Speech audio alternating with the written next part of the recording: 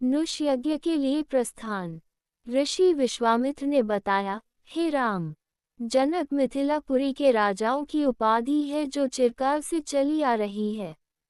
दूसरे दिन राम और लक्ष्मण अपने नित्यकर्मों और संध्योवंदनादि से निवृत्त हुए और प्रणाम करने के उद्देश्य से गुरु विश्वामित्र के पास पहुँचे। वहां उपस्थित आश्रमवासी तपस्वियों से राम और लक्ष्मण को ज्ञात हुआ कि मिथिला में राजा जनक ने धनुष यज्ञ का आयोजन किया है। उस धनुष यज्ञ में देश देशांतर के राजा लोग भाग लेने के लिए आ रहे हैं। रामचंद्र ने गुरु विश्वामित्र से पूछा, गुरुदेव, इस धनुष की क्या विशेषता है और इस यज्ञ का आयोजन का उद्देश्य क्या है? ऋषि विश्वामित्र ने बताया, हे राम, जनक मिथिलापुरी के राजाओं की उपाधि है जो चिरकाल से चली आ रही है। प्राचीन काल में किसी समय देवरात नामक पूर्व पुरुष ने बड़ी निष्ठा और श्रद्धा के साथ यज्ञ किया था जिसमें उसने देवताओं को भी आमंत्रित किया था। देवताओं ने देवरात के इस यज्ञ से प्रसन्न होकर उसे पिनाक नाम का धनुष प्रदान किया था। ये धनुष अत्यंत सुंदर, भव्य और गरिमा में है और साथ ही साथ यह बहुत भारी और शक्तिशाली भी है। बड़े बड़े बलवान, पराक्रमी और रणकुशल योद्धा तथा शूरवीर इस पर प्रत्यंचा चढ़ाना तो दूर, इसे उठा भी नहीं सकते। अपनी एकमात्र रूपवती एवं लावण्यमयी कन्या सीता के स्वयंवर के लिए मिथिला नरेश ने प्रतिज्ञा की है कि जो भी पराक्रमी वीर राजकुमार या राजा इस धनुष पर प्रत्यंचा चढ़ा देगा उसके साथ वे अपनी कन्या का विवाह कर देंगे।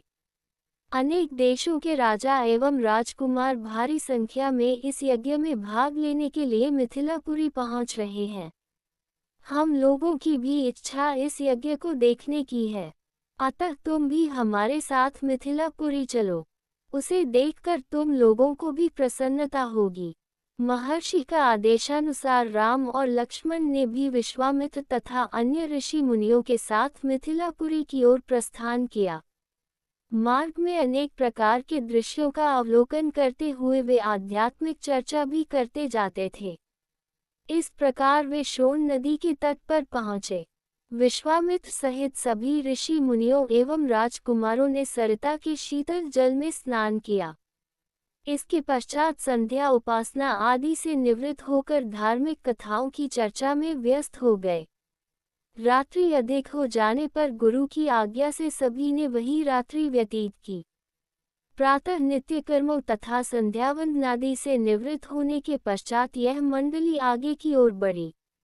वे परम पावन गंगा नदी के तट पर पहुँचे। उस समय मध्याह्न होने के कारण भगवान भास्कर आकाश के मध्य में पहुँच चुके थे और गंगा का दृश्य अत्यंत मनोरम दिखाई दे रहा था। अटखेलियां करती हुई लहरों में सूर्य के अनेकों प्रतिबिंब दिखाई दे रहे थे।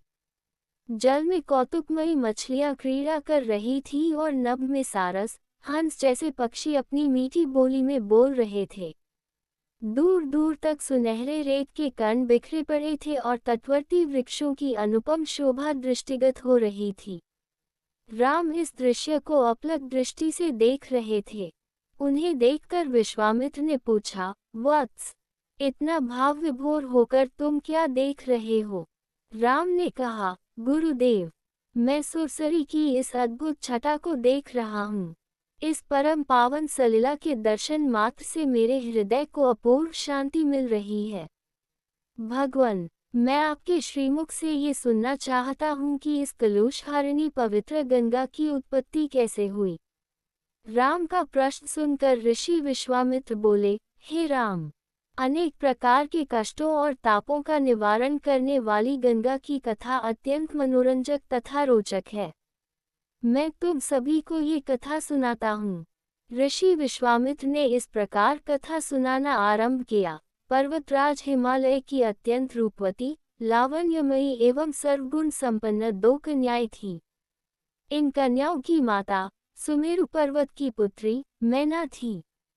बड़ी कन्या का नाम गंगा तथा छोटी कन्या का नाम उमा था। गंगा अत्यंत प्रभावशाली और असाधारण दैवी गुणों से संपन्न थी।